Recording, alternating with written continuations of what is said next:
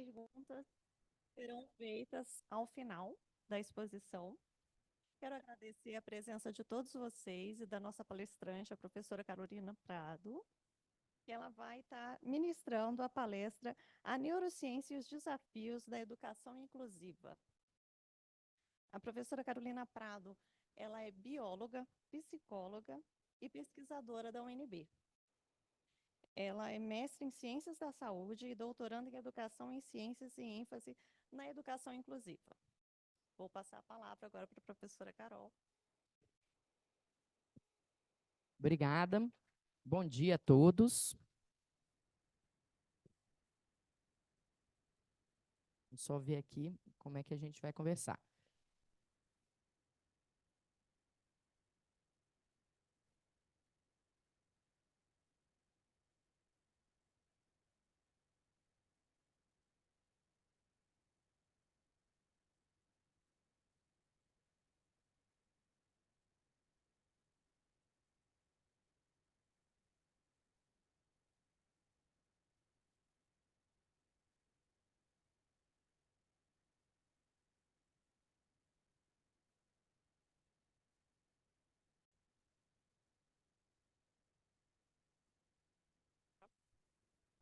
Não é esse.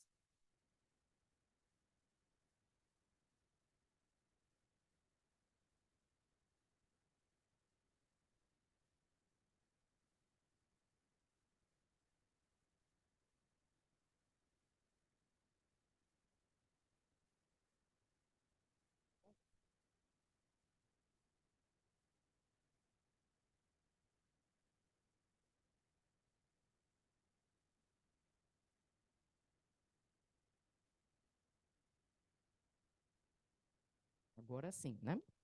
Então, novamente, bom dia a todos. Nós vamos conversar de um assunto que eu acho que é um pouco diferente para alguns de vocês. A gente ainda vai estar na temática de neurociência. O professor psiquiatra que estava aqui estava falando sobre essa parte de depressão e ansiedade, e a gente agora vai mudar para o lado mais educacional. O quanto que a gente pode pegar essa neurociência e aplicar nas escolas, tá? E onde entra o psicólogo aí? O psicólogo entra aí porque ele faz parte da neurociência. Então, existe a parte da neuropsicologia, da neuroeducação, o psicólogo escolar, e isso tudo está envolvido também nessa temática. Então, a gente vai começar a falar dos desafios da educação inclusiva. Para a gente começar... Eita, mas tem que ser de leve. Para a gente começar, a gente tem que falar sobre o que é essa educação inclusiva, porque existem vários conceitos e várias formas de lidar com essa palavra que não é exatamente o correto, o que a gente considera realmente educação inclusiva. A educação inclusiva é uma educação para todos. Ela não está ligada exclusivamente às pessoas com deficiência. Então, é um termo que é um pouquinho mais abrangente. Ela encaixa todas as pessoas com deficiência numa educação de qualidade individualizada que seja realmente significativa para eles. Mas ela também vai encaixar as pessoas com transtornos, as pessoas com qualquer tipo de problemas de saúde mental e questões sociais. Então, pessoas em vulnerabilidade socioeconômica também são parte da educação inclusiva. Então, a educação inclusiva, eu até deixei em negrito algumas palavras que são muito importantes. Seria o acesso a todos, né, de participação ativa, um aprendizado significativo, independente das suas condições físicas, sociais, enfim, de qualquer demanda de necessidade especial. Aqui a gente também vai usar um termo importante. Necessidade especial não é sinônimo de deficiência. Tá? Deficiência, hoje em dia, a gente chama de pessoas com deficiência. A necessidade especial é para qualquer pessoa que precise de algum auxílio a mais do que o das outras pessoas, tá? Então, por isso que a educação inclusiva, ela acaba sendo extremamente abrangente. Esse termo, ele surgiu na década de 1990, a gente tem a Declaração Salamanca trazendo a ideia de educação inclusiva para as pessoas com necessidades especiais. Então, ela inclui as pessoas com deficiência, mas ela inclui mais um monte de outras coisas, como eu acabei de falar. Eu trouxe a história das pessoas com deficiência, rapidinho, num slide, para vocês tentarem identificar a diferença entre inclusão e outras coisas que aconteceram aí na história, tá? Mas, novamente, não vamos nos reter apenas às pessoas com deficiência. Quando, vamos dizer assim, o mundo começou, o mundo era mundo, as pessoas diferentes, as pessoas que não seguiam os padrões sociais da época, pessoas que tinham limitações físicas, visuais, auditivas, enfim, essas pessoas elas eram excluídas. Então, quando a gente fala de educação, a gente fala que a educação era para algumas pessoas e não para todos. E era excluído a ponto de não estuda, não vai para a escola, não existe escola para você. Tá? Então, o começo da história é de exclusão completa.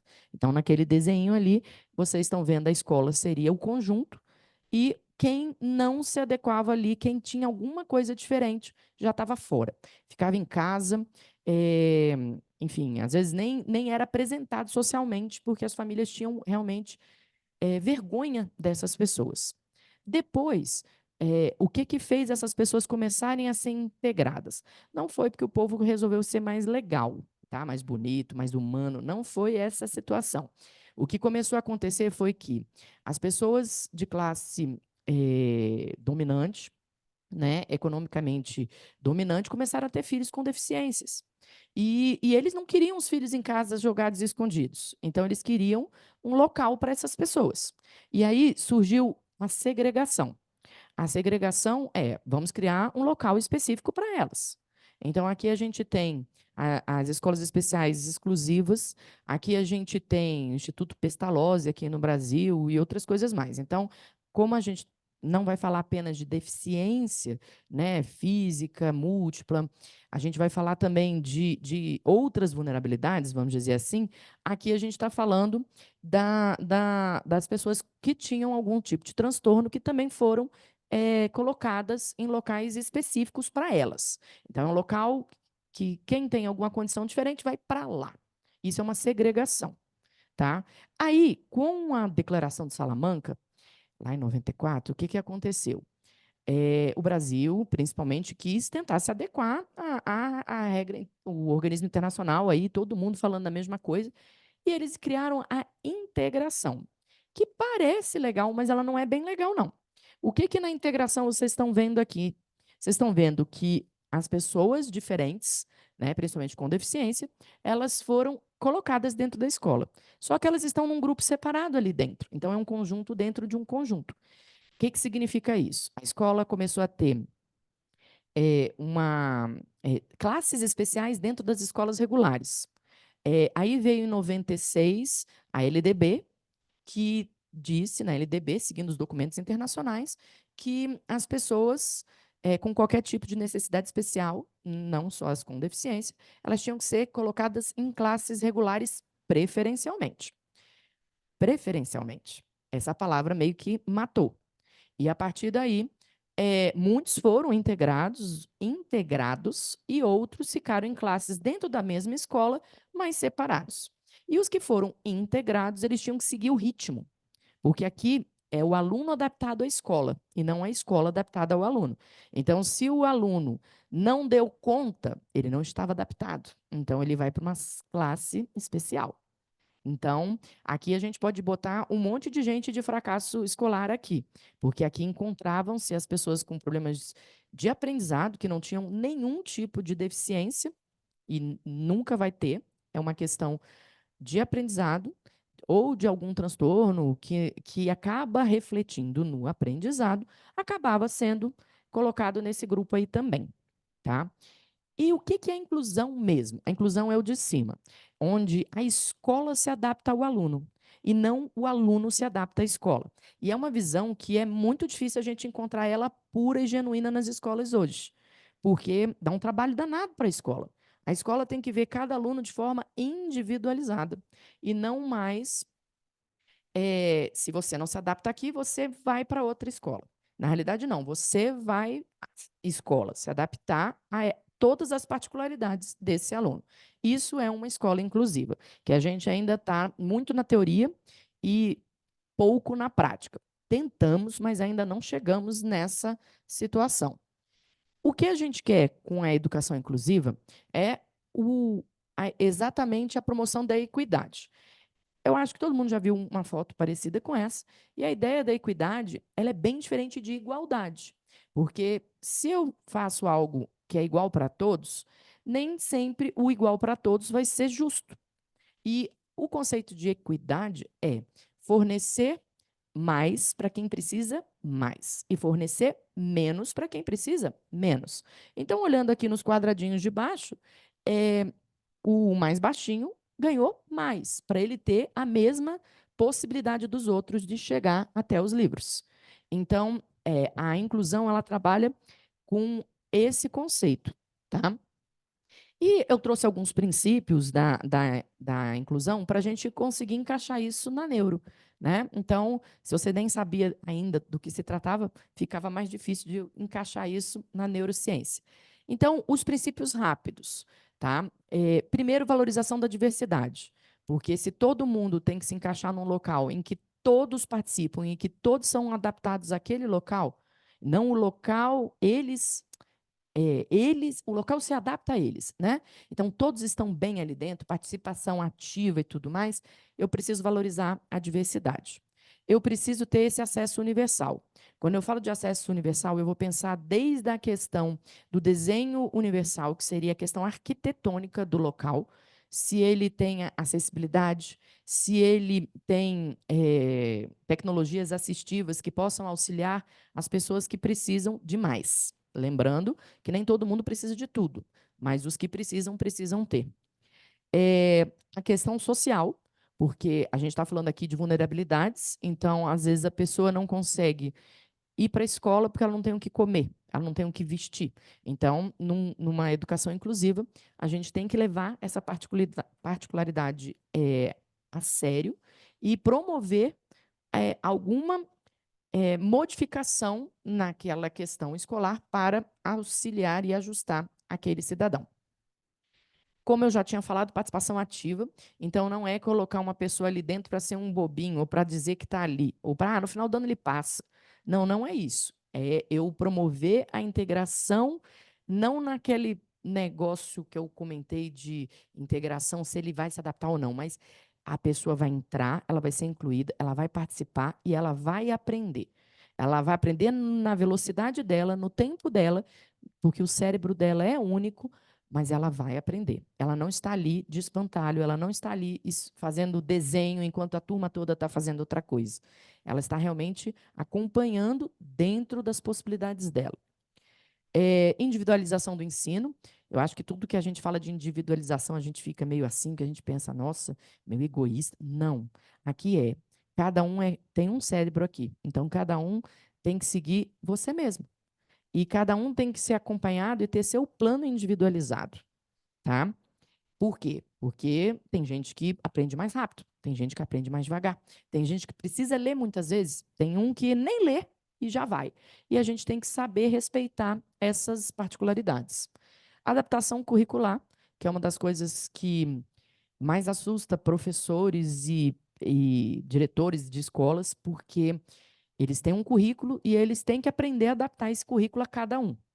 Tá? Não é cada um fazer uma coisa diferente dentro de sala de aula, mas é dentro das diferenças que a gente encontra numa sala de aula, a gente tem um currículo que atenda a todos. Tá? Então, seria mais ou menos essa a ideia. O aprendizado significativo, que já está dentro, isso ajuda na prevenção e identificação precoce de problemas em geral, porque se eu não vejo vocês como um bolo, mas eu vejo vocês como indivíduos separados, eu consigo identificar onde está o problema de cada um. E a partir daí eu consigo traçar uma meta para cada um. Tá? Formação de professores, isso assim, não existe educação inclusiva se a gente não tiver formação de professores.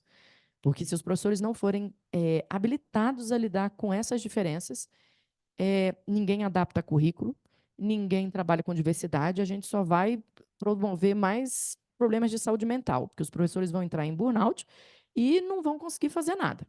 Tá? E cultura de respeito e aceitação, porque aqui a gente está falando de qualquer diversidade. Então, no sentido de a gente pode falar de raça, a gente pode falar de gênero, a gente pode falar de tudo. Então, é toda aceitação possível. E não ver o outro como algo, se é diferente, é esquisito. E não, ser diferente é normal, todos somos diferentes. Então, essa é a ideia dos princípios da educação inclusiva. E a neurociência? A neurociência, ela é um estudo, né, uma ciência que vai atuar em várias áreas. Então, ela não é exclusiva da medicina, da psiquiatria, do neurologista, ela vai atuar em diversas áreas, então ela é multiprofissional. A gente vai ter a neurobiologia, a gente vai ter a física envolvida, até engenharia está envolvida. Engenharia mecatrônica, quase não sai, que está relacionada com fazer é, próteses, fazer braços biônicos e outras coisas mais. Então, a gente tem a neuroquímica, a neuropsicologia, tem pedagogia. Eu botei alguns, mas é realmente um campo novo de multiprofissionais que cada um tem o seu conhecimento específico, mas existe um conhecimento maior que abarca todos eles, tá? No caso da educação, eu já dei uma puxadinha para a gente conversar sobre, né, a neurociência ligada à educação. A gente tem a neurociência lá em cima, que é o funcionamento do sistema nervoso. Então, é estudar tudo o que acontece no cérebro e nos outros órgãos do sistema nervoso, tá? Então, todo o processamento cerebral. Isso está relacionado, então, com a questão neuroquímica, está relacionado com as suas emoções, com os seus comportamentos, que são baseados na sua memória e no aprendizado. Então, é tudo. E a gente tem a psicologia de um lado e a pedagogia do outro. Né? Dentro de uma escola, deveríamos estar mais presentes lá dentro, os psicólogos. E a psicologia, ela entra dentro da escola, aqui de baixo, na parte de psicologia educacional ou escolar, que, em interseção com a neurociência e com a pedagogia, a gente tem o que a gente chama de neuroeducação, que seria o miolo e o que está tão na moda aí. Tem vários cursos agora formados de neuroeducação, que seria trabalhar justamente tanto a parte de aprendizado quanto a parte psicológica que favorece esse aprendizado, mais a parte neurológica envolvida. Tá? E a gente tem também a neuropsicologia, e a gente tem também a neurociência educacional, todo envolvendo aí esse processo. Isso é um campo novo dentro das escolas, por isso que a gente ainda não vê um trabalho que pega todas essas gamas de profissões. O que a gente vê nas escolas é principalmente pedagogo. Aqui em Brasília, a gente tem pouquíssimos psicólogos na rede pública, e nas escolas particulares também são pouquíssimos psicólogos existentes. A maioria das vezes eles estão lá mais para fazer número, dizer que tem, do que efetivamente funcional, como deveria funcionar um psicólogo dentro de uma escola. Tá? E a parte de neurociência, ela só entra, às vezes, pelos laudos nas escolas, porque é como se fosse uma coisa separada, o que não deveria.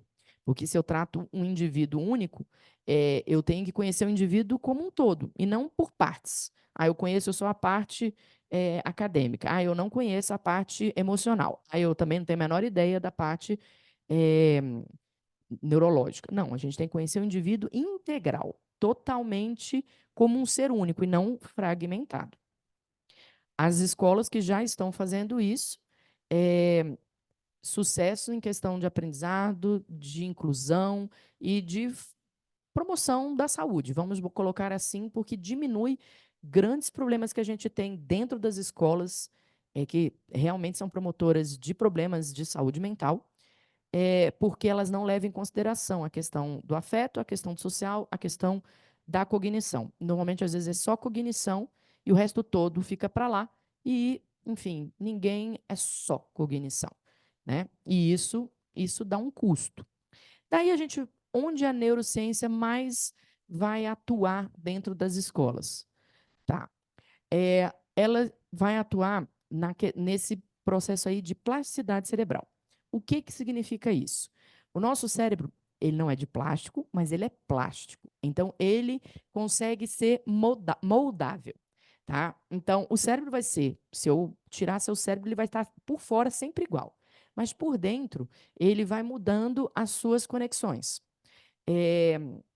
A plasticidade, então, seria o aumento de novas vias neurais.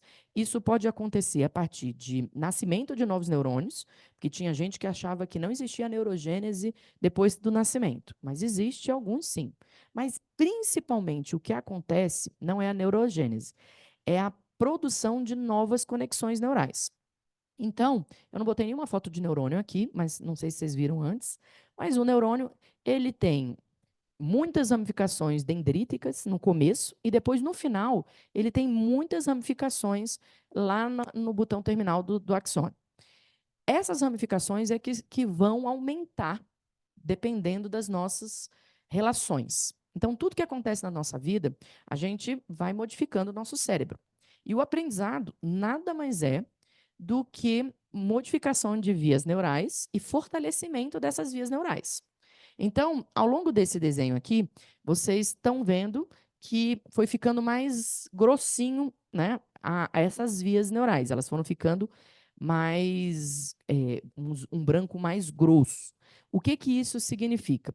Significa que se a criança, desde criança, usa essas vias para fazer alguma coisa, essas vias vão sendo fortalecidas ao longo do tempo, e esse fortalecimento significa aumento de neurotransmissores nessas vias, aumento de ramificações nessas vias. Isso quer dizer que elas são vias muito utilizadas. Então, aí a gente está falando de aprendizado, tá?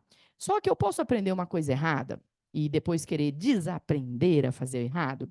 Eu posso, graças a Deus, porque senão a gente já era, não é isso? E todo mundo já podia ir embora, porque se a gente não pode aprender mais nada, vai embora. Mas não, o nosso cérebro é plástico, então a gente pode aprender, a gente pode reaprender, desaprender e assim vai. Então vamos dizer que esse caminho aí vermelho que ele fez é um caminho de um comportamento desviante. Eu vou para a terapia e eu vou começar a treinar outro caminho para não usar mais esse. Esse é mais fácil? Com certeza. A probabilidade do seu paciente cair no erro é grande? É, porque é mais fácil para ele. Mas ele vai aprender novamente e ele vai começar do zero, tá? E começar do zero dá trabalho, dá preguiça.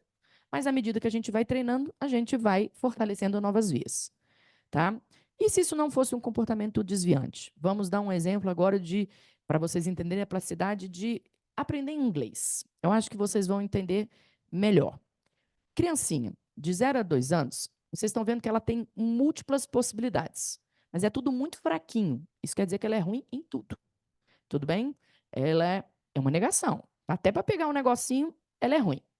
Porque nada foi fortalecido. À medida que você vai treinando com essa criança, a vida dela, pegar o chocalho, conversar com ela, fazer ela andar, ela vai treinando vias neurais e vai fortalecendo.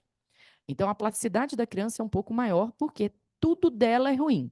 Então, ela não tem nada de privilégio. Então, o que ela começar a mexer, ela vai começar a fortalecer. Então, se ela aprende inglês na primeira infância, lá do 0 a 2 anos, vira até língua-mãe. Nós somos todos compartimentalizados na cabeça e cada área é uma coisa. A área de língua materna, ela é de 0 a 2 anos, é onde você aprendeu a sua língua. E você pode ter duas línguas maternas, desde que você aprenda nessa fase isso, tá? Então, é uma criança que tem uma probabilidade de fluência muito grande no futuro, porque ela tem como língua-mãe o inglês, por exemplo. Mas a maioria da gente aprendeu inglês aqui no Brasil nessa outra fase aqui, que foi de 2 à puberdade, então na adolescência. A gente vai aprender? Vai, nosso cérebro permite.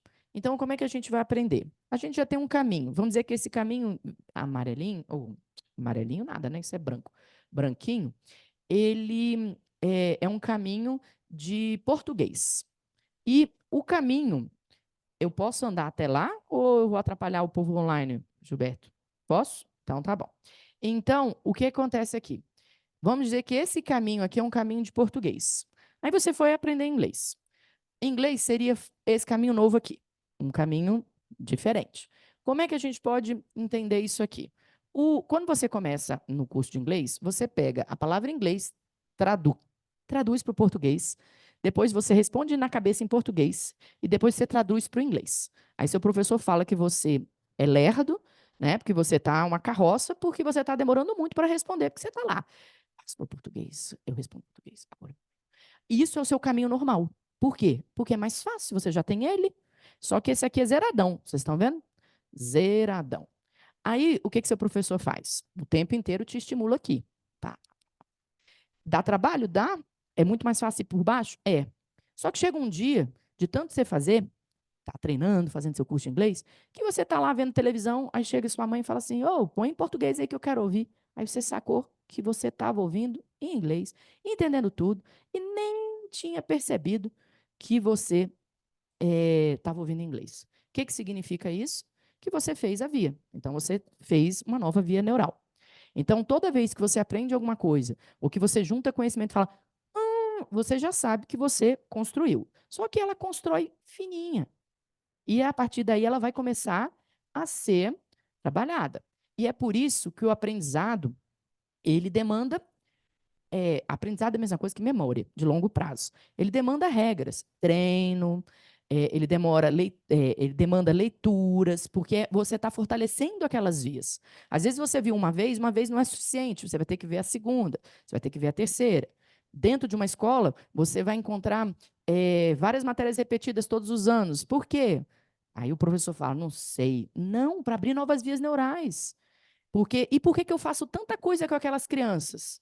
Porque dentro dessas vias neurais abertas, eu não sei o que que essa criança vai ser no futuro, tá? Se eu deixo uma via ali e nunca mais usei, vocês acham que é mais fácil mexer em algo que eu só preciso tirar a teia de aranha, mas já existe, ou começar do zero? Começar do zero ou tirar a teia de aranha? Tirar a teia de aranha. Então, por isso que a gente faz as crianças aprenderem de tudo, porque a gente não sabe o que, que elas vão ser. Se eu começo a direcionar elas para coisas específicas, eu começo a tirar a chance dela abrir novas vias neurais no momento que ela abre fácil. A gente abre o tempo inteiro, certo? Mas pensem comigo uma pessoa que vai aprender inglês adulto. Vocês já devem ter ouvido falar que um adulto, quando aprende inglês é mais difícil. Se ele nunca aprendeu antes, ele tem mais dificuldade para aprender. Ele vai ter que treinar mais horas, e ele vai ter que ter mais motivação. Se eu juntar um adolescente com um adulto, eu acabo com o adulto. Porque o adolescente vai chamar ele de burro e ele vai achar que é. E, na realidade, são coisas diferentes, porque um está numa plasticidade com outra velocidade e ele está na velocidade dele. Só que a comparação faz a gente abaixar nossa autoestima e acabar, fracasso escolar. Por isso que não se mistura. Quem aqui já teve o prazer ou o desprazer de ir para uma sala com idades de faixa etárias diferentes, já devem ter observado que cada um aprende de um jeito. Isso, se fosse uma educação inclusiva, ótimo. Mas do jeito que a gente pauta, não é legal, porque acaba dando muitos traumas. O que está indo para frente se acha demais, o que está indo devagar normalmente desiste. E em todas as áreas a gente pode aprender, mas vocês estão vendo que existe momentos melhores, tá? Um bom exemplo para vocês entenderem a ideia da teia de aranha seria o seguinte: você não vê história há séculos. Aí chega seu filho ou seu sobrinho e fala: me ensina isso aqui, eu tenho prova amanhã. Aí você fala: não sei nada disso, não. Aí, não, me ensina, pelo amor de Deus, eu preciso que alguém fale comigo. Aí você pega o livro, dá 5 minutos, vira para o moleque e conta tudo. O moleque fala: nossa, eu queria ser igual ele. Ele é excelente, ele deu uma lidinha de 5 minutos, sabe tudo. Você ainda sai como maravilhoso, né, para o filho. Mas, na realidade, você só estava tirando uma teia de aranha. E se você nunca tivesse visto aquilo?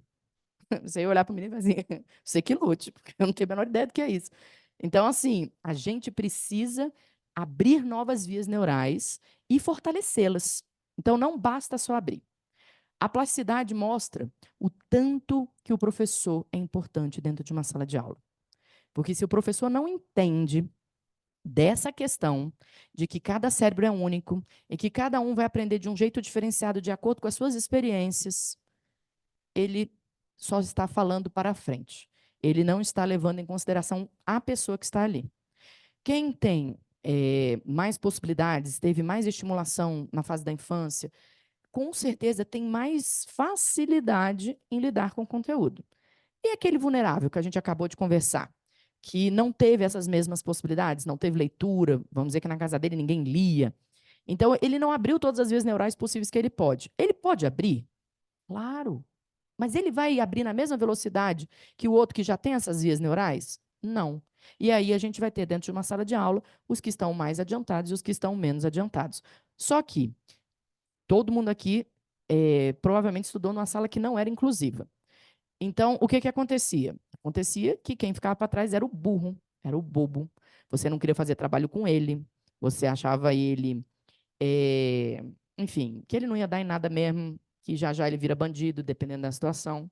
E isso é um absurdo, porque quando a gente coloca a neurociência envolvida, cada um é cada um e cada um tem sua velocidade. E eu não precisaria criar tantos traumas, tantos problemas de cunho psicológico se eu levasse isso em consideração. E eu poderia melhorar o aprendizado de todos, mesmo as pessoas que tivessem deficiência, porque elas também aprendem, só que dentro das possibilidades delas, tá?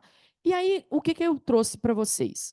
Dentro dessa ideia de neuroplasticidade, dentro dessa ideia de neurociência e dessa ideia de cérebro único, que cada um aqui tem o seu, a gente tem alguns desafios. Então, como o tema era o desafio da educação inclusiva com a neurociência, então, daqui em diante, eu trouxe um desafio e o que a neurociência pode fazer em algum momento.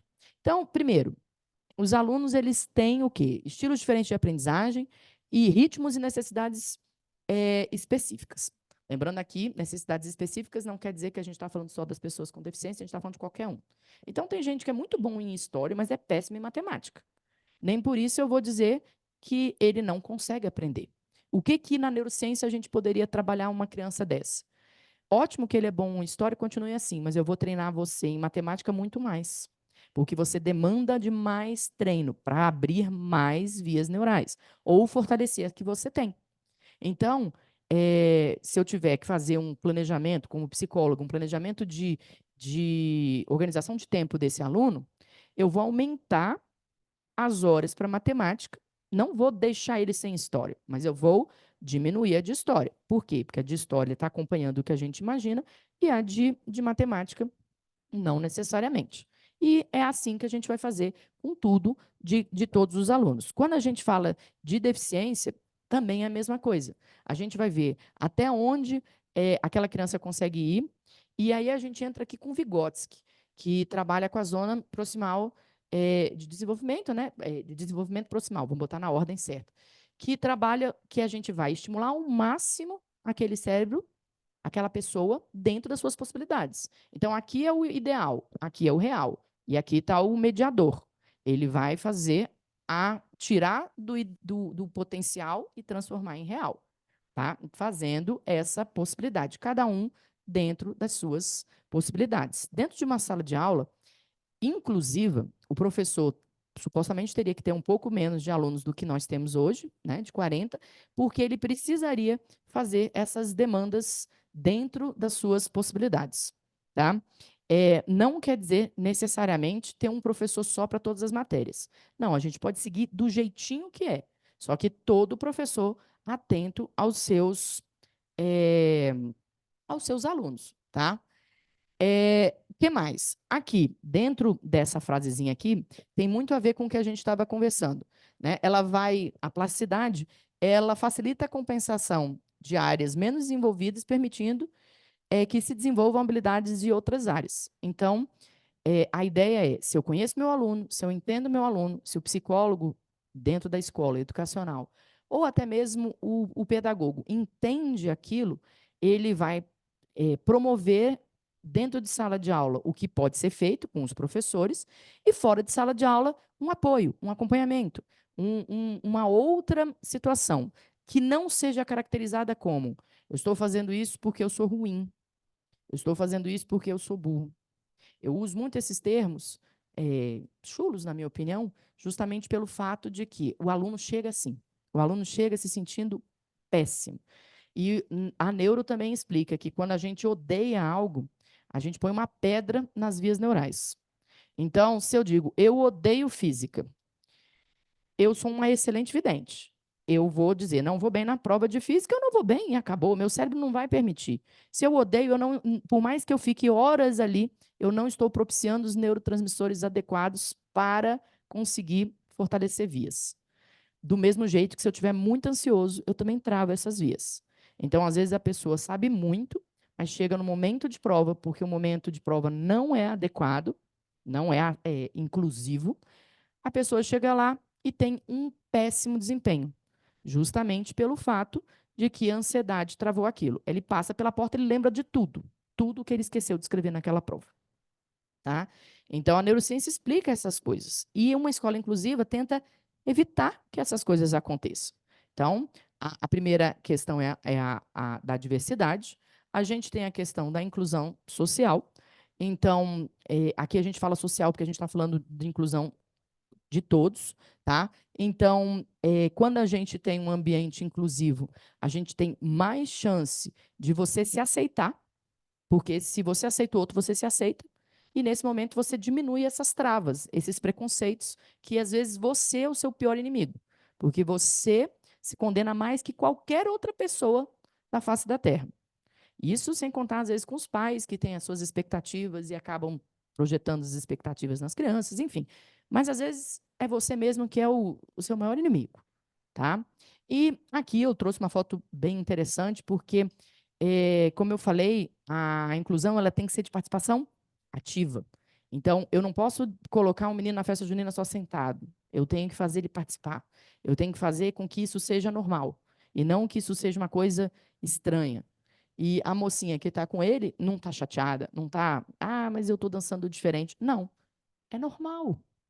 E é interessante, não sei se vocês já tiveram essa oportunidade, desde que as pessoas com deficiência foram encaixadas dentro das escolas regulares, as turmas que têm, as crianças que conseguem estar lá, porque, como eu já falei, aqui não é 100% inclusive, é meio integração, são turmas muito humanas, são turmas de muita empatia, porque essas crianças que supostamente não tenham nenhum tipo de problema, supostamente que todo mundo tem problema nessa vida, tá?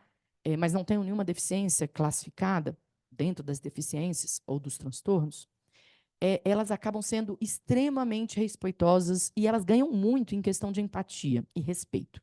Então, quando a gente vê, às vezes, os professores não sabendo o que fazer e as crianças mandando ver, assim, em coisas que você fala, caramba, e se fosse sempre assim, né? O que mais que a gente tem aqui para a gente conversar da neuro?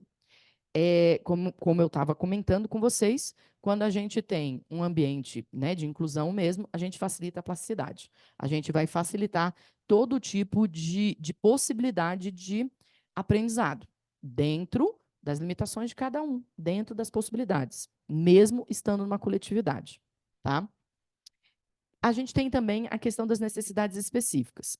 Quando a gente fala aqui, a gente pode falar dos deficientes, mas a gente também pode colocar outras necessidades específicas.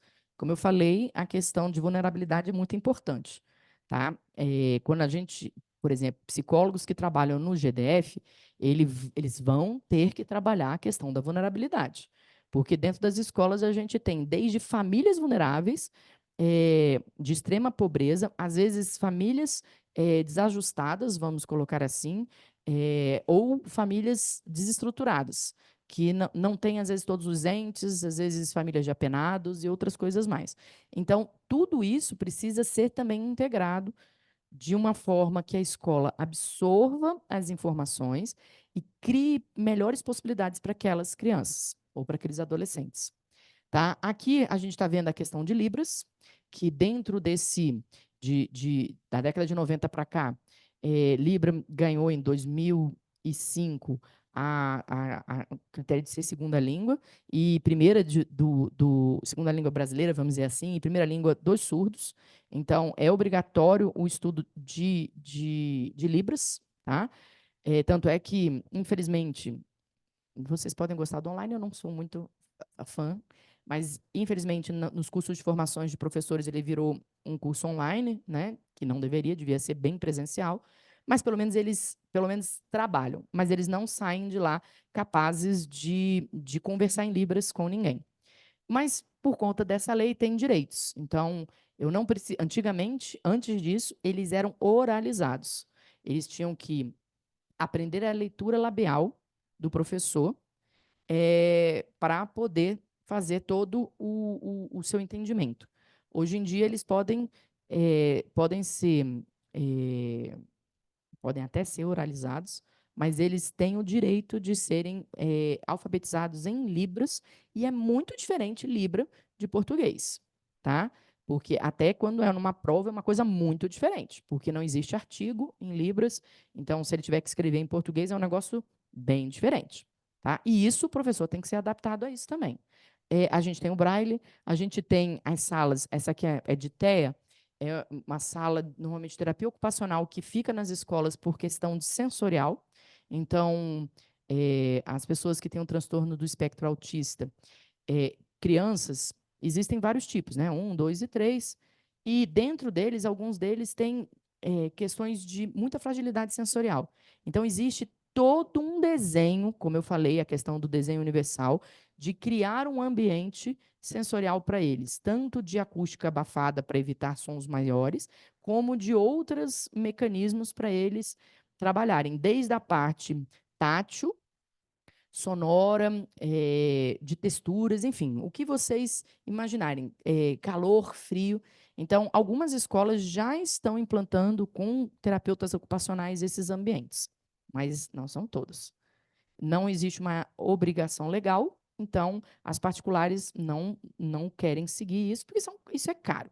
Mas algumas públicas estão fazendo, porque eles viram que isso diminui a quantidade eu vou chamar de surtos, mas assim, de eventos que saiam do que a gente consegue controlar, e isso diminui o sofrimento dessas crianças. Então, quer dizer, aumenta o tempo delas em sala, aumenta o tempo delas na escola, e, ao mesmo tempo, dá qualidade de vida para essa criança, que não fica o tempo inteiro muito abalada, tá? Então, isso são o que a gente chama de necessidades específicas. As escolas públicas, elas têm, em regra de lei, a ideia da sala de recurso e de profissionais que são gabaritados para estar lá. Quem está na sala de recurso não é qualquer um. Tem que ser uma pessoa especializada em educação especial, tá? Porque às vezes na rede pública, assim, o professor está afastado, ele vai para a biblioteca. Ele não pode ir para a sala de recursos se ele não tiver essa habilitação, tá? Na rede particular, deveria, mas não tem e não há fiscalização de sala de recursos, tá? Pela lei, a lei é brasileira, então tinha que ser para todos. Mas a gente não conhece escolas particulares que fazem sala de recursos, porque isso demanda um profissional gabaritado e caro, que eles não necessariamente estão interessados. Então, eles acabam passando a informação que o menino não se adaptou à escola, e não à questão inclusiva. Ou seja, eles trabalham muito com a integração. Formação de professores, eu acho que isso já ficou claro, porque tudo que eu ando falando aqui acaba refletindo nisso. Não adianta eu mudar na lei, ser uma lei bonita, se a formação é feia. E a formação é feia, infelizmente. Os cursos de licenciatura nas particulares, eles são praticamente, aqui em Brasília, todos online, curso inteiro, tá? E isso já é um problema, porque você precisa da parte pessoal, a parte que vai para o estágio e que tenha um estágio realmente presencial que equivale. Outra coisa que acontece e o povo que já formou antes dessas leis? Aí vem o que a gente chama de formação continuada. A formação continuada dentro do GDF, ela existe porque existe a EAP, que fornece curso. Só que a EAP, ela não obriga nenhum professor a ir para lá. Então, ela tem um curso, se o professor quiser ir, ele vai. Então, qual é a procura? Baixíssima. Incrível, mas é baixíssima. E na rede particular? O professor que gaste seu dinheiro e faça. Ele não pode ir para a EAP fazer. E aí, o professor não ganha nem assim, eu posso ir hoje e faltar aula? Não, não pode, senão você vai ser demitido. Então, ou ele faz por conta própria, ou ele faz esses online, que não quer dizer necessariamente que são ruins, mas vocês entendem que já não é a teoria, é só teoria, não tem a prática, tá? E eles precisam da prática. Não quer dizer que o professor tem que sair sabendo laudar todo mundo. Na realidade, hipótese alguma, ele pode fazer isso. Isso é o médico, juntamente com, normalmente, análises psicológicas. Mas quem faz e quem dá o diagnóstico é o médico. Tá? Não estou aqui em ato médico, mas ele que é o responsável por isso. O psicólogo, ele normalmente, Os bons médicos, eles pedem avaliação psicológica para ajudar no laudo deles. E a gente faz um monte de testes, acompanhamentos, sessões para sugerir. A gente sugere e o médico consolida. Tá? É assim que funciona. Mas, se o professor sabe pelo menos lidar com a diversidade, ele não vai agir de forma excludente. E tem professor que faz gracinha, que é de forma excludente. E às vezes ele não é mau, às vezes ele é só desorientado. E as escolas hoje em dia, elas querem esse profissional, só que elas não investem nesse profissional. Então, e outra coisa que acontece é, a escola quer esse profissional, mas quer pagar muito pouco. E aí esse profissional acaba não estando disponível no mercado, porque o cara estudou pra caramba e vai ganhar aquilo. Então, entendam por que que às vezes não tem. Aí entra o controle social, nosso controle. Controle de cidadão que tem que ir atrás do poder legislativo para cobrar. Por que que vocês não estão fiscalizando? Por que que não existe uma lei mais firme? Aí é a gente que tem que ir atrás para fazer essas modificações. Adaptação curricular, eu tenho que olhar para ela, porque eu fiz um combinado aqui com ela para eu não passar umas 4 horas falando com vocês, porque isso aqui é um assunto que dá um curso. Então, a gente está num combinado. A adaptação curricular é o que começa. Não adianta, não existe inclusão se a gente não falar de currículo. E não é flexibilização. Então, eu não estou falando aqui de chegar e vamos dizer assim, para você desenha. Passa o ano em desenhando que eu te passo. Não é isso. Tá? Quando a gente fala de adaptação curricular, a gente está falando de algo muito mais sério. A gente está falando de eu pensar aquele componente curricular para aquele aluno. Como eu posso fazer ele entender aquele componente e não simplesmente fingir que ele não existe, tá? E não simplesmente dar 10. Infelizmente, quando eu falo essas frases, são frases reais, de situações reais, tá? Então, nenhuma aqui é um achismo, são todas reais. São 20 anos de escolas para a gente saber que, infelizmente, isso são realidades. Então, o que, que acontece aqui? Dentro dessa adaptação, a gente tem que ter um professor muito gabaritado que saiba o que é uma adaptação. Quando existe a sala de recurso, esse professor que fez a especialização em educação especial vai ajudar. E a adaptação, ela não é só para pessoas com deficiência. Isso tem que ficar muito claro, tá? Então, eu tenho que adaptar a situação do aluno. E isso é inclusão. Então, por exemplo, exemplo real, uma funcionária ganhou uma bolsa de estudo para o filho. A funcionária da limpeza ganhou uma bolsa de estudo numa escola particular. A menina veio de uma condição muito mais pobre da rede pública, que não acompanhava realmente aquela escola, porque eram de níveis muito diferentes. Não só de níveis sociais, mas até a forma de aprender. Lembra da história da plasticidade. O que a escola deveria fazer sabendo desse direito? Não é deixar a menina reprovar, que é o que mais acontece. E depois a mãe que tinha o direito da bolsa só perde, só tira de lá. Foi um ano perdido e um trauma na vida daquela criatura. Não, a gente vai adaptar. A gente vai ver aonde ela está com deficiência. A gente vai criar. Tem plantão de dúvida? Vai botar essa menina no plantão de dúvida todo dia. Vai criar um plano individualizado para adaptação curricular daquela criatura. E não deixar acontecer. Tá?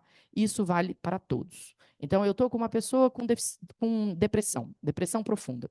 Ela tem direito de ficar em casa. Enfim, ela está com domiciliar, vamos dizer assim. Mas eu também posso criar uma estratégia, se ela estiver melhorando, dela voltar, e não ela voltar e fazer todas as provas de uma vez. E aí, mal em todas de uma vez, e voltar para sua condição severa e profunda de depressão. Que é isso que acontece. Quando ela perde, tipo, ela saiu da licença dela, vai vir uma tonelada de prova de uma vez e prova como se ela tivesse todos os dias na escola. Então, cadê a adaptação? Cadê o que eu posso fazer? Cadê o projeto que eu vou entregar para ela nas casas dela? E ver se ela tem possibilidade. Porque dependendo do que ela está em casa, ela não tem possibilidade nem de domiciliar, porque ela está mal. Ela não consegue nem levantar da cama. Imagina fazer a matéria que você queria. Então, seriam essas questões de adaptação. Quando a gente vê isso aqui, ó. Adaptação é muito maior, né, do que só adaptar uma prova. Entendam que a gente está falando de adaptação, a gente está falando dos conhecimentos escolares, a gente está falando das relações sociais, adaptação de relações. A gente precisa fazer isso também. Às vezes a gente vê que tem, sei lá, a pessoa veio de uma vivência totalmente diferente. Eu já vi isso com alunos que vêm de intercâmbio, alunos que são estrangeiros. Eles, às vezes, eles conseguem ser o centro das atenções, mas às vezes eles são exatamente o oposto. Eles não deveriam nem ser um nem outro, porque em ambos os casos, mesmo quando ele está ao centro das atenções, não é real. Então, no final da história, quando ele cai em si, ele se sente muito mal. Ele se sente ou usado ou não usado, vamos botar assim. A ideia é que ele se sinta igual. E, às vezes, a adaptação dele passa por outras coisas. Tem escolas, por exemplo, que acham que uma pessoa que até hoje, que era, sei lá, colombiana, e veio para o Brasil e nunca estudou português, tem que fazer uma prova de português igual todo mundo fez uma prova de português, só porque está no 8º ano, por exemplo. Isso está errado. Porque aí, nesse caso, seria que nem o inglês para essa pessoa, né? Uma segunda língua. Então, precisa toda uma adaptação para isso acontecer. E essa adaptação, ela é individualizada. Os esforços e intenções pedagógicas, então, a gente tem que entender todas essas questões, a aprendizagem, a avaliação e as ações de criação intelectual. Então, tudo isso está envolvido. A gente tem que ver até onde essa criança vai, esse adolescente vai, a gente tem que ver o que ele já sabe e aproveitar isso. A adaptação é isso. Aproveitar o que se sabe e auxiliar naquilo que ainda precisa ser desenvolvido. E quando eu falo de desenvolvimento, a gente está falando de vias neurais. E aqui eu botei bem tranquilinho aqui a ideia de tem a palavra flexibilização ali, só que não é aquela flexibilização que eu comentei com vocês, de as escolas usam um termo horroroso de falar vamos abrir as pernas e dane-se. Não. A flexibilização aqui é o seguinte: a adaptação existe de pequeno porte, que é o próprio professor que faz isso na sala de aula dele e nas provas dele. E a gente tem uma adaptação maior de flexibilização, que seria a escola como um todo. A questão de acessibilidade, a questão de desenho universal, que a gente já conversou, que é arquitetônico, a adaptação em geral. Tá? Então, uma escola inclusiva, ela deixa de ser parecida com aquela escola tradicional que todo mundo senta um atrás do outro. Tipo vocês, que estão um atrás do outro agora. Ela vai ter que levar em consideração outras possibilidades.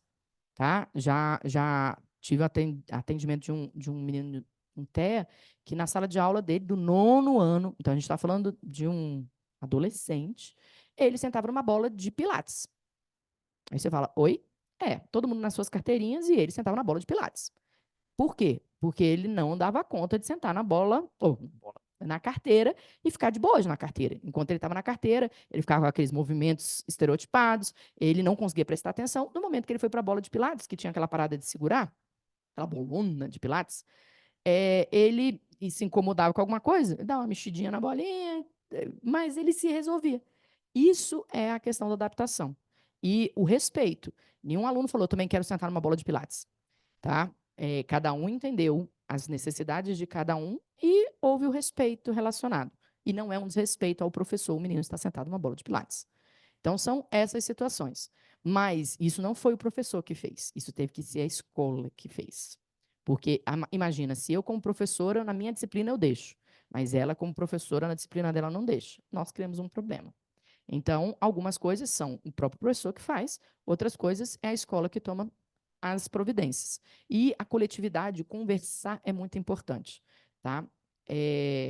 Então, aqui a gente fala de conselhos de classe, não para saber se o aluno pode ou não pode ser aprovado, mas conselhos de classes ao longo do ano, né, letivo, não a ponto de julgar, mas de, e esse menino, o que a gente pode fazer para melhorar para ele? Na minha sala está funcionando isso.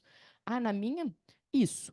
Aí junta, e quem não está dando conta de funcionar, pega as ideias para construir ali aquele plano individualizado. Avaliação justa. Isso aqui, todo mundo aqui já deve ter se sentido injustiçado em alguma avaliação na sua vida. Então, isso aqui vale para todos vocês, vamos incluí-los. O que é isso? Não devemos ter uma avaliação exclusiva, única, formativa. É formativa, eu quero. É somativa, aquela que só soma pontos. A gente tem que fazer múltiplas avaliações. E dentro dessas múltiplas avaliações, a gente pode fazer avaliação oral, a gente pode fazer avaliação de participação, colaboração, interatividade. Tudo isso avalia. Ah, mas eu dou aula de biologia. Como é que eu vou ficar dando nota de participação? O moleque precisa de nota de conteúdo, senão ele não vai passar no vestibular. Não é assim que funciona? Só que o conteúdo também vai estar aqui. E se eu, às vezes, não derrubo a autoestima dele, ele consegue fazer vários trabalhos para mim paralelos e coisas diferenciadas e trazendo, às vezes, informações curiosas dentro da minha área para compor isso. E ele vai se sair muito melhor no vestibular, porque ele está super confiante que ele sabe aquilo, do que aquele outro que está seguindo tudo direitinho, só tirando 10 e chega lá, ela está nervosão, que acha que não vai dar conta. E não dá. Às vezes sabendo, que a gente já conversou que a ansiedade atrapalha. Então, é uma mentira achar que só a prova somativa, aquela que você soma pontos e você sai com uma nota, resolve. Porque ela pode ser decorada. E você pode tirar um 10 e aquele 10 não servir. Porque você não aprendeu nada. Ela pode ter cola também, mas não vamos nem falar da questão ética aqui. Vamos pensar que ninguém faz isso. Mas mesmo quando eu só decoro para uma prova, eu aprendi a fazer aquela prova. Quem disse que eu aprendi o conteúdo? Daqui a 3 meses eu volto e pergunto de novo para vocês. Se vocês não sabem, quer dizer que era memória de curto prazo. Memória de curto prazo é aquela que serve para poucas horas ou para poucos dias. Isso não é aprendizado. Então, se eu quero aprendizado, eu quero algo a longo prazo. Longo prazo, eu vou fazer feira, eu vou fazer, tipo, se for de ciências, feira de ciências, eu vou fazer atividade de teatro, eu vou fazer metodologias ativas. Não sei se vocês já ouviram falar. São outros tipos de trabalho que a gente faz a pessoa ter que pensar no assunto, fazer projeto, desenvolver projeto, que é metodologia baseada em projetos, e a partir daí é um conhecimento. Se ele consegue planejar e colocar isso em execução dentro de um tema da sua disciplina, isso é conhecimento. E é o conhecimento que fica lá no futuro. Porque é isso que a gente quer. A gente não quer só que tirou um 10 na prova e pronto. Não é isso. Um 10 não quer dizer nada. E a neurociência, ela trabalha bastante. Uau, o negócio só sacudir. Já mandou? Tá bom. E aí, ele está mais rápido que eu. Ele fez. A neurociência, ela trabalha com essas estratégias de metodologias ativas, que elas são todas ligadas à neurociência. A tecnologia assistiva, as tecnologias assistivas são tecnologias criadas para a questão da equidade, que a gente conversou. Então, aqui nesse pedaço, está relacionado com a questão de baixa visão ou cegueira. Então, a gente pode ter o próprio celular da gente, o meu sumiu, tá ali. O próprio celular que pode. Eu tive alunos cegos que. Giovanni, você lembra dele? Ele tinha. Ele passou agora na prova para psicólogo escolar, ele vai ser chamado agora na próxima coisa, então isso é muito bonito, cego de nascença. E ele fez todo um curso de psicologia a partir dessa adaptação. Teve vários professores que não ajudaram em absolutamente nada e outros que conseguiram fazer algumas adaptações a ele. Dentro de materiais que foram construídos exclusivamente para ele, é a tecnologia assistiva, ou materiais que já existem. Então, aqui a gente está vendo, no caso, uma bengala diferenciada. Ele usa um celular que fala com ele, então ele faz tudo. Tudo que a gente faz no celular, ele consegue fazer sem enxergar absolutamente nada.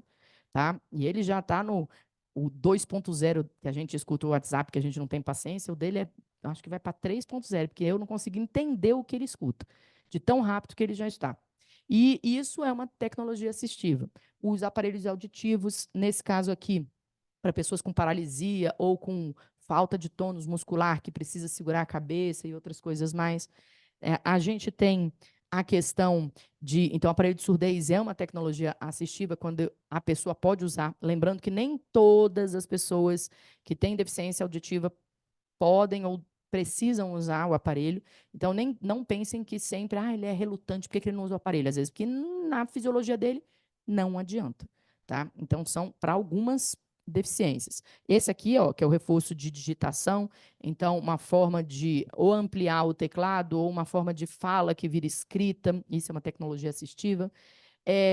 tradução de Libras, eu não sei se vocês conhecem que existem já aplicativos para isso. Então, às vezes você não consegue falar com a pessoa, você aponta o aplicativo para ela, ela faz o movimento e já sai ali o que ela está falando, tá?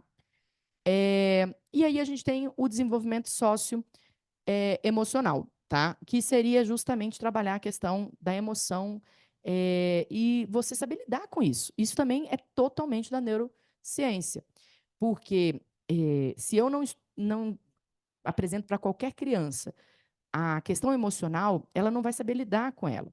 E às vezes a gente é bem ruim em explicar essa questão de inteligência emocional. A gente vira para a criança e fala, engole o choro, então ela não tem o direito, às vezes, de estar triste. A gente vira e fala, você não. Por que você está com essa cara amarrada? Porque você tem que sorrir. Ou seja, eu estou ensinando ela de que ela não tem o direito de ter alguns tipos de emoções e expressões. Então, ela acaba virando aquele poker face de sorridente e por dentro podre, acabando por dentro, porque ela não sabe expressar suas emoções. Isso acontece desde pequenininho. E aí a gente tem que trabalhar. Dentro da neuroeducação, a gente trabalha muito com essa questão de como você está se sentindo hoje. Então, a gente pode, dentro disso, pegar crianças pequenas e, já de entrada, na portinha, colocar um emojizinho para ela já se apontar como ela está hoje. Até para ser respeitada e entendida e não desvalorizada. Tá? Então, isso é muito importante. Como ela falou que falta pouco tempo, essa parte aqui, eu só vou comentar os títulos do que a gente pode fazer de práticas socioemocionais. Não vai dar para eu falar uma por uma, porque vocês já entenderam, como eu falei, dá para eu falar 4 horas seguidas, se eu quiser. E eu não vou fazer isso, porque ninguém merece. Então, a gente pode ter essas práticas de mindfulness, que seria a questão de atenção plena, pelo menos uma vez no dia com as crianças ou com os adolescentes. Então, trabalhar essa questão de não ficar com o pensamento todo bagunçado e sim se focar em algo, isso é uma possibilidade da neurociência. A gente tem exercícios de respiração. Então, dentro de sala de aula, quando os moleques estão muito doidos, chega do recreio assim, loucaço, e o professor quer que ele fique calmo. Pô, não dá. O que você vai ter que fazer? Vamos lá, todo mundo comigo. E faz um controle de respiração. O oxigênio em excesso é tóxico, a pessoa fica meio tonta e ela relaxa. E isso funciona, entendeu? Então, é uma questão de entender o momento. Quem dá aula depois do intervalo tem que entender isso. Atividades físicas, adolescentes e crianças, esses meninos têm muita energia, 3 vezes mais que a gente. Então, eles precisam gastar essa energia. Senão, eu também não propicio essa questão de aprendizado. A questão também da aprendizagem baseada em projetos, que eu já comentei com vocês, seriam as metodologias ativas, tá? Aqui na figurinha seria, ele planeja e ele produz. Produzir o que planeja dá trabalho, mexe com várias habilidades, muito mais do que as habilidades que se cobram numa prova, tá? Então, isso daí, quando a escola permite que os professores façam isso sem bagunçar o componente curricular. Eu não estou querendo aqui bagunçar o componente curricular. Eu estou querendo, dentro do componente curricular, ou seja, física, matemática, geografia, trabalhar de uma forma diferenciada, tá? Então, não é aquela escola super aberta que nem tem prova. Não é isso. Tem prova, sim. Só que ela tem provas diferenciadas. E que, às vezes, dão mais trabalho para o aluno do que uma prova normal, mas elas são muito, muito mais bem aceitas por eles, porque não se encaixa naquele modelo tradicional excludente. Tá? Um ambiente positivo de apoio, também isso é muito importante. A questão de você se sentir pertencente é algo muito importante. E na inclusão, a gente fala de pertencimento de todos, não só de partes. Né? E o ensino social e emocional que a gente estava conversando, né? De ensinar a questão das emoções e respeitá-las, porque a gente desrespeita, o próprio adulto desrespeita muito as crianças em questão de emocional, e a questão do feedback construtivo. Feedback construtivo não é eu te dar a nota da sua prova, e dar um parabéns para quem tirou 10, e dar um nada, uma cara feia para quem tirou 4. Às vezes, o que tirou 10 não fez nada de diferente. Agora, o que tirou 4 tinha tirado 1 na primeira prova. Pô, 1 para 4, cara, parabéns! Ele acabou de melhorar muito, só que eu considero que 4 é muito baixo. E aí eu não dou parabéns para aquela pessoa. Então, é aí que a gente não tem os feedbacks construtivos. O feedback, ele não depende da nota, ele depende do contexto, de como é que está sendo trabalhado, tá? E o construtivo é isso que eu falei. Se um menino saiu de 1 para 4, ele fez muito mais do que o cara que saiu de 9 para 10, tá? E aqui é só para fechar mesmo, esse eu vou ler. A união da neurociência com a educação inclusiva representa uma oportunidade emocionante de personalizar a aprendizagem, reconhecendo e celebrando a diversidade de cada aluno. No entanto, isso também requer esforços coordenados em termos de pesquisa, desenvolvimento de currículos e formação de professores, para superar os desafios e criar um ambiente educacional verdadeiramente inclusivo. Tá? Essa frase é minha mesmo, por isso que eu não botei nome para ninguém. E eu faço doutorado nessa área de inclusão. E meu doutorado é justamente na formação de professores, que é o lugar que eu acho que está mais soltinho e jogado às traças, que é justamente o cara que vai trabalhar com as crianças, né? E ele precisa de apoio também. Ele precisa aprender. E ele, às vezes, está só jogado lá, infelizmente. Muito obrigada. Era isso que eu queria passar para vocês hoje.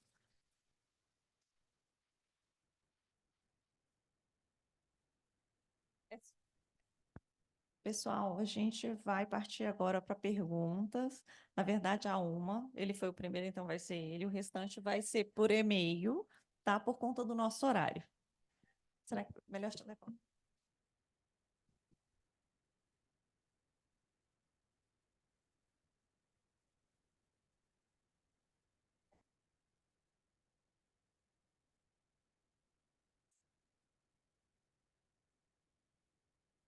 Olá, pessoal, bom dia. Bom dia, professora. Primeiro, muito obrigado pela palestra. Assim, me sinto muito honrado de poder te ouvir. Eu sou psicólogo, atuo na área de transtorno do espectro do autismo, né, do TEA.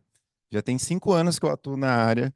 E assim, eu vou falar para você que a maior dificuldade que eu tenho como profissional é na área escolar, de todas. Então, posso falar das dificuldades da família, da criança, mas a escola, ela é top 1. Eu falo isso aqui em Brasília, né, porque eu atuo aqui em Brasília. Então, assim, a cada dia que passa, eu tenho uma percepção de que existe, como você falou, existe um mundo ideal e existe um mundo real, né? E para a gente chegar no mundo ideal está muito distante. Então, assim, eu falo que eu vou em escolas, eu atuo a criança, né? A minha abordagem é análise do comportamento aplicado, então eu vou na casa da criança, acompanho na escola também, acompanho outras, onde a criança convive, né? E a minha atuação, quando eu vou na escola, a minha mente, assim, realmente, assim, existe uma tristeza muito grande pela forma como eu vejo. Por incrível que pareça, aqui em Brasília, o que eu observo é que a escola pública está muito mais adaptada, está muito mais eh, disponível a receber esses alunos do que a escola particular, sabe? Então, assim, hoje eu fico, quando os pais me perguntam onde eu coloco o meu filho, a primeira questão que eu falo é na escola pública. Que a escola particular, eu posso falar das melhores aqui, não tem nenhuma que se compara ainda, e não são todas as escolas públicas, claro, mas os professores estão muito mais preparados, né? A ponto de a criança já está mais de 5 anos na escola particular e ainda não ter um plano de ensino individualizado, né? Toda criança com diagnóstico tem que ter um plano de ensino individualizado, né? Para justamente fazer essas adaptações, como você falou. Só que durante os atendimentos, os pais eles sempre ficam assim muito existe um desgaste muito grande, né? Eles ficam extremamente, às vezes, frustrados, sem saber o que fazer. E aí que vem a minha pergunta, que é a mesma pergunta que eles me fazem. Brian, o que que você acha sobre o homeschooling, né? Ainda não é, pelo MEC, ainda não é validado, né? Ainda não existe ali aquela autorização para poder atuar, mas a minha pergunta é, né, você como está na área e orienta os professores, qual é a sua visão sobre o homeschooling e realmente seria a resposta? Porque a minha percepção é que isso vai passar anos até realmente a gente conseguir chegar no ideal, sair da parte ali teórica e chegar no mundo ideal. Então, eu queria saber a sua percepção sobre isso. Bom, não sei se você vai gostar, não, mas eu sou completamente contra o estudo em casa, tá? Por quê? Porque A educação, ela tem 3 pilares. É o social, o afetivo e a cognição. Se eu deixo em casa, eu estou tirando a oportunidade da inclusão. Eu estou excluindo. Lembra o primeiro slide lá que eu mostrei umas bolinhas? Eu estou excluindo. A exclusão, o menino que estudava em casa, era o lá do começo, tá? E ele não tem o melhor desenvolvimento neural. A gente precisa do outro da mesma idade. Às vezes o pai está muito desesperado, porque na escola realmente tem barbaridades. Eu estou de cara que você conseguir entrar numa escola particular, porque as escolas particulares não permitem que o psicólogo entre. A pública permite. Então, o psicólogo, quando está acompanhando a criança, ele quer ver. A escola particular fala, você não entra aqui não. Só que ela também não tem um psicólogo para te dar o retorno, porque se ela tivesse um psicólogo, o psicólogo dela olha, faz o relatório e manda para você, mas ela não tem. Aí ela tem um pedagogo que não sabe fazer o que o psicólogo faz, porque ele acha que sabe, mas ele não sabe, entendeu? Porque ele acha que a gente só escuta, que a gente, a manicure, é quase igual. Então, eu estou sendo muito sincero, porque isso aqui é o pensamento que eles têm, que é uma questão de só escutar, entendeu? É só um fofoqueiro que não gosta de fofocar, só gosta de ouvir, né? Nós, psicólogos. E o fato é, as escolas particulares de Brasília não permitem. Então, você tem que colocar, às vezes, a lei para isso. O que eu recomendo a todas as pessoas que atendem pessoas com deficiência ou pessoas com transtorno? Tanto qualquer tipo de transtorno de neurodesenvolvimento, que pode entrar desde TDAH, o TEA, que entra nisso aí, dislalia, descalculia, dislexia e altas habilidades. Exerça seu poder de cidadão. Existe lei, existe regra, e você vai ser mãe chato. E você precisa ser, tá? Mãe e pai chato. Por quê? Porque tá errado, denuncia. Ai, mas que chato. Normalmente, os pais de pessoas com deficiência ou transtorno são os mais chatos da escola. São taxados assim. E lá vem a mãe do Pedro. Ela não tem nome. Ela é a mãe do Pedro. Por quê? Porque ela é chata. Meninos com síndrome de Down, eu já vi coisas horrorosas acontecendo. Eu faço parte eu falo muito de política porque eu faço parte de frente parlamentar do autismo e síndrome de Down e da valorização da vida, que é uma outra frente parlamentar. A gente escuta coisa lá horripilante. E aí eles entram, quando a pessoa é mais vulnerável, o próprio a Casa Povo, vamos dizer assim, a Câmara Legislativa entra com processo, ou vai no GDF e cria uma confusão. Teve menino aí de TEA que sofreu um surto, que a mulher puxou e arrastou, ele demorou 5 horas para sair do surto porque foi arrastado. Se ele tivesse ficado calmo e quieto no mesmo lugar, ele poderia ter em meia hora saído dessa situação. Então, assim, aí vem os processos, e é importante. Então, o pai tem que saber de seus direitos e chegar para a escola dizendo assim, eu quero ele aqui. Mas por que o pai não faz isso? O pai morre de medo de quando ele sair, eles vão se vingar da criança. Então, eles acham que naquela escola vão fazer mal àquela criança porque o pai exerceu o seu direito. Então, esse é um grande problema. Aí o homeschooling é péssimo, porque está tirando a chance daquela criança conviver com outros e se sentir mais um. O TEA não tem necessariamente problemas intelectuais, pode ter, porque existem várias comorbidades, mas existem um leque de possibilidades. Então, assim, eles desenvolvem mais quando ele tem crianças ou pessoas da mesma idade, mesmo que não siga na mesma velocidade, cada um na sua. Se fica em casa, ele vai se desenvolver menos do que ele poderia. E quando os pais morrerem e for adulto, ele vai ter um grande problema para se inserir socialmente. Porque ele ou vai ter medo do social, ou ele não vai estar adaptado adequadamente. Até mesmo as frustrações que são necessárias a todas as pessoas. Tá? E a gente está num mar de pessoas que não se frustram mais. Então, a gente encontra na escola situações de pessoas que não têm nenhum laudo, não tem mesmo, tendo ataques histéricos por questão de não saber o não, por conta da pandemia, viu? A pandemia conseguiu, em 2 anos, fazer um estrago bom. Então, assim, o que eu recomendo a todos, exerçam seus direitos, conheçam as leis, conheçam tudo que você tem direito com aquela criança e cobre. Agora, se a escola X, que você sonhou que seu filho estudasse lá, né, porque você estudou lá, você queria que ele estudasse lá, não é acessível, muda para a escola Y. Porque dificilmente você vai conseguir fazer uma mudança tão plena ali dentro. Tá? Então, eu sugeriria a pública, porque a pública é mais acessível e mais inclusiva do que as particulares, mas existem algumas particulares muito boas nisso, menores, não essas tão famosonas. tá? Mas cada caso é um caso. Então, isso vale para todos. A educação, ela precisa ser coletiva, ela precisa do social. E o social é um componente tão importante quanto a cognição. Não é só cognição nessa vida. É isso.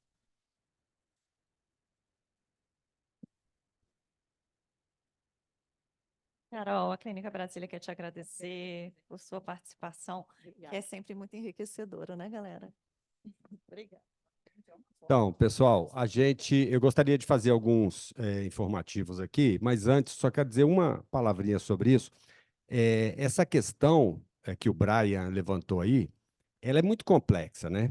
Essa questão da educação, porque a gente não pode dissociar a escola de uma sociedade, de todos os conceitos, de uma cultura e de tudo que envolve a escola, a família. Esses assuntos são muito interlaçados e mereceria uma discussão muito mais ampla, né? Tem como você falar de escola sem falar da família, não tem como você, enfim, essas questões são complexas, mas de toda forma, quem sabe fica uma sugestão para a gente no próximo ano. A gente sempre faz esse encontro aqui no mês de dezembro, um sábado. Quem sabe a gente aprofunda essa discussão até com uma mesa redonda aqui, chama outros profissionais de outras áreas, porque é um tema complexo, né? Já fica a proposta, viu, Carol? Olha só, também lembrando que a gente vai disponibilizar o e-mail e os slides no site. Todo mundo que está inscrito e participando vai receber um e-mail com as instruções de como baixar os slides e ter acesso também ao e-mail da professora Carolina para, se tiver alguma dúvida, alguma outra pergunta a fazer, também para as pessoas que estão assistindo aí online, tá? Mais uma informação, a gente volta às 14h30. As pessoas que estão aí nos assistindo na modalidade online, tem gente aí de todos os vários estados aí, cada palestra é um link diferente, então tem que sair desse link e entrar no próximo link, tá? Como sugestão de almoço, a gente está livre agora até as 12h30.